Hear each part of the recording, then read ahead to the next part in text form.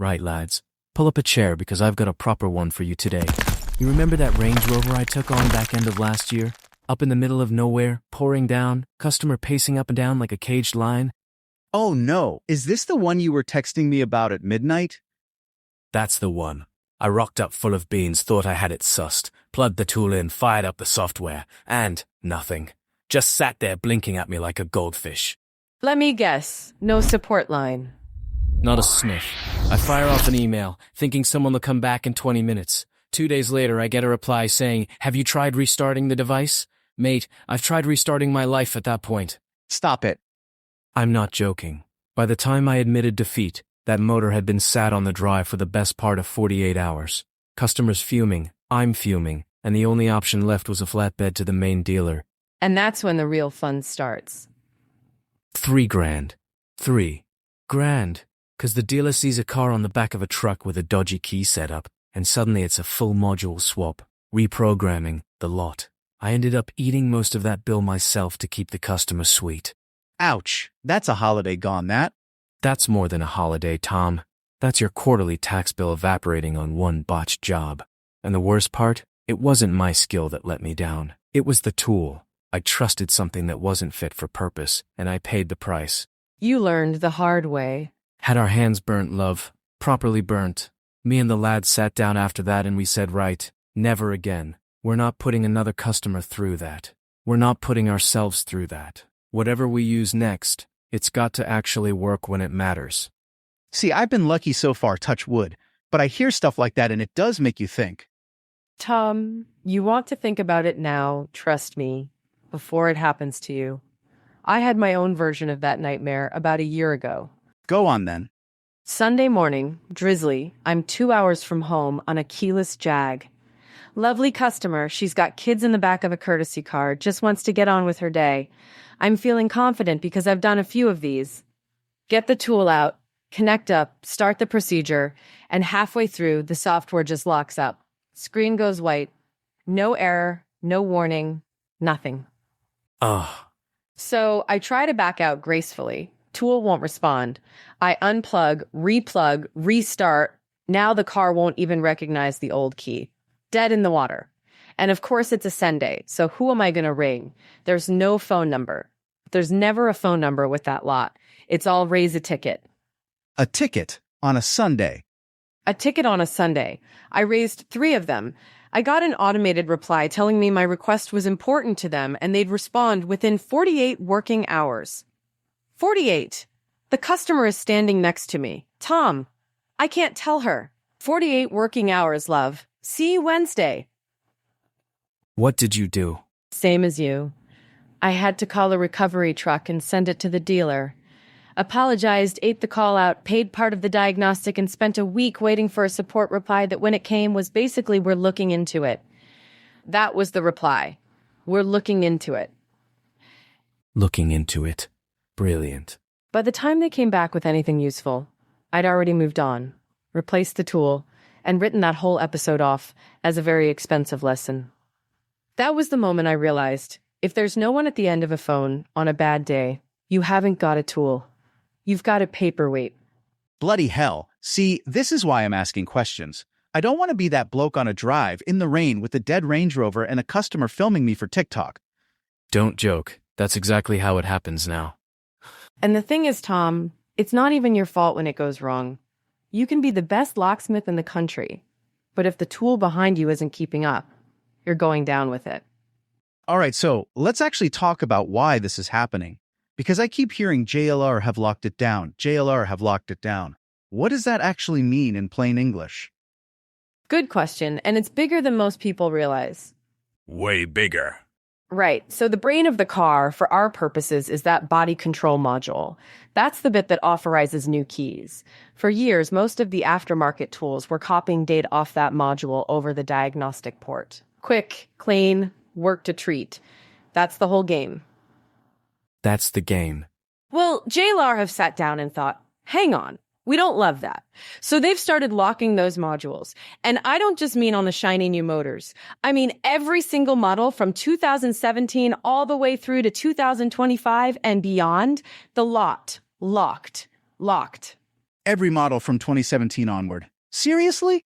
Seriously, that's millions of cars on the road in this country alone. And here's the kicker. The high-performance stuff, the bigger luxury platform, that's already been pushed back to 2017. Already done. Already live. And that caught a lot of people out. Overnight, basically. 1 week you're coining it on 2019 Range Rovers. Next week your tool's staring at you blank because the door's been bolted shut on the module. What about older cars? Surely the older stuff is safe. For now. But the word on the grapevine, and it's pretty solid word, is that they're going back further. The older stuff, with the earlier key and vehicle module. The ones that go back to 2013, 2014 era. That's next on the list. Any day now. And when that drops, it's going to be carnage for anyone not prepared. Carnage, how? Think about it. Every tool on the market that relies on pulling data off that module through the port, and that's most of them, goes dark, overnight, blocked, finished, until their manufacturer, wherever they're based, pushes an update that can deal with the new lockdown. And most of them can't, or won't, or take months. And months is the polite version. Some of them, honestly, you're waiting, and the update just never really lands. Or it lands half-baked and makes things worse. So, what do their users do in the meantime? They do what I did, Nate. They sit on a driveway with a dead car and a customer they can't help. That's what they do. And this is the bit that separates Lock50 from the rest, honestly. Because Lock50 had been moving in lockstep with JLR every single step of the way. The minute JLR drops a change, Lock50 are on it. Updates ready, tested, pushed out. Users don't even break stride. That's the big one for me. That's the big one for me. It's not about what the tool does on a good day. It's about what happens the Monday morning JLR changes the rules. Every other tool I've owned has gone quiet at that moment. Lock50 just carries on, a conference clerk in the old school days. So when the older stuff gets locked down, the 2013 onwards with that earlier module, Lock50 will already be ready for it. That's the whole philosophy. They see it coming, they're working on it before it hits the street. By the time it drops, the solution's already in the software, or days away. That's not luck, Tom. That's engineering. And it's support. Because even the best software in the world is going to have the odd wobble. The question is, when it wobbles, is someone picking up a phone? Exactly. And with Lock50, someone is. Every time. All right, so JLR have basically pulled up the drawbridge across their whole modern range. They're about to extend it to the earlier stuff. And the tools that can't keep up are leaving their users stranded. That's the size of it. That's the size of it. And it's not a one-off. This is the new normal. JLR aren't going to slow down. They're going to keep tightening, keep patching, keep closing doors. Any tool that isn't built to move with them is, to be honest, a dead man walking. Blimey. Sorry to be dramatic, but it's true. And that brings us on to the other tools, doesn't it? Yeah, let's do it. Because I've seen a lot of cheap kit on the forums and people swear by them until they don't. Until they don't is right. The pattern's always the same, Tom. Bit of kit comes in from abroad. It's cheap. It looks the part. Early on, it even works all right, on the right cars, in the right order, wind blowing the right way. And the sellers talk a good game. Oh, they talk a brilliant game. Lovely marketing, flashy videos, covers this, covers that, next update coming soon, next update's always coming soon, never actually arrives in the state you need it in. What about the support side of it? Because you've both been stung on that.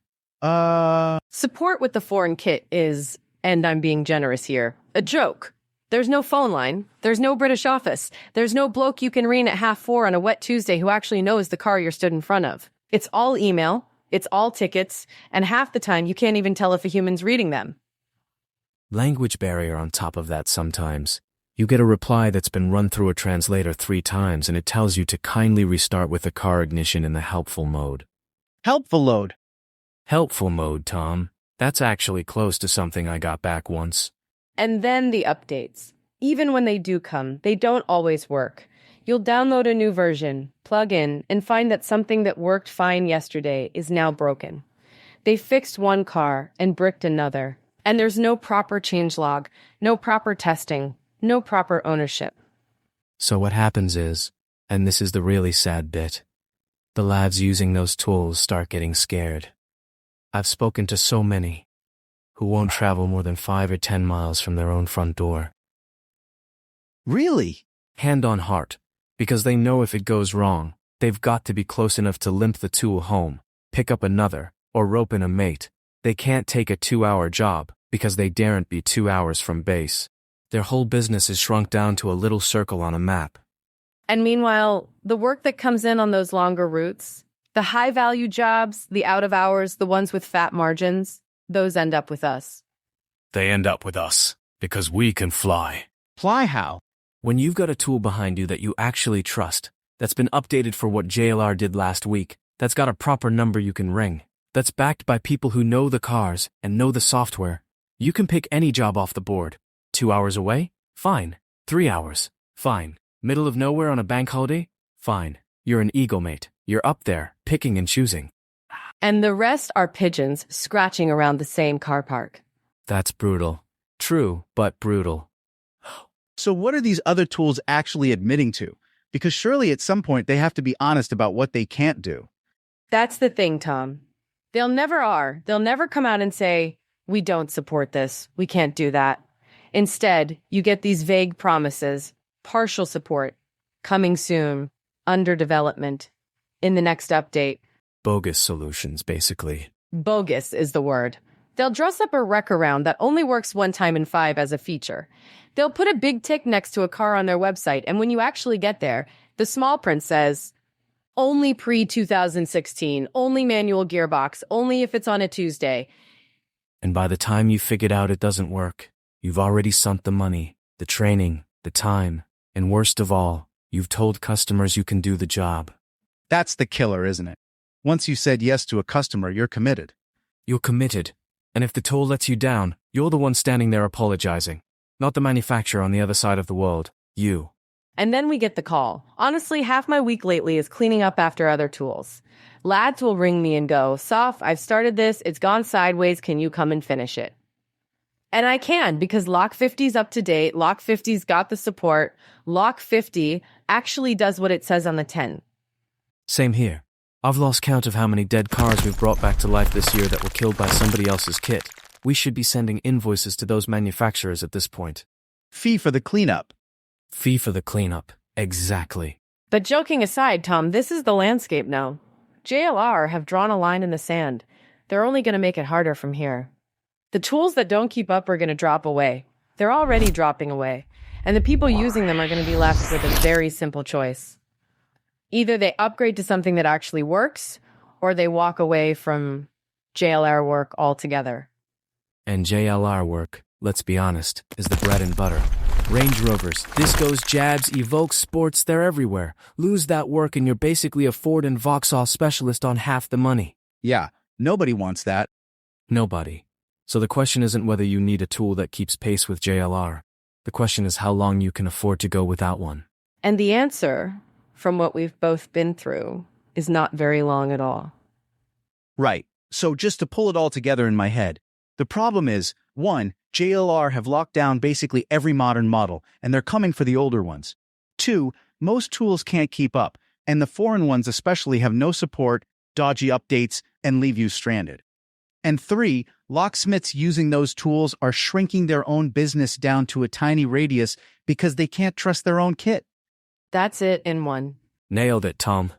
So how does Lock50 actually fix that? Because we've said it in passing, but I want to get into the detail. And that, my friend, is exactly where we're going next. Grab another brew, because this is where it gets good. Very good.